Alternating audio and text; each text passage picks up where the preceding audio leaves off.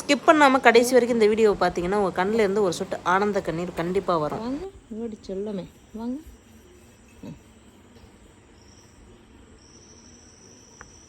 இங்கே வா.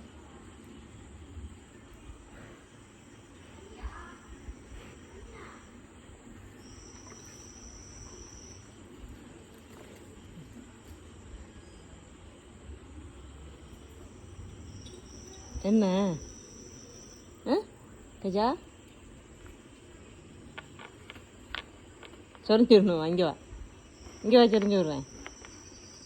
டேய் இங்கே வா, சொரிஞ்சு விடணுமா?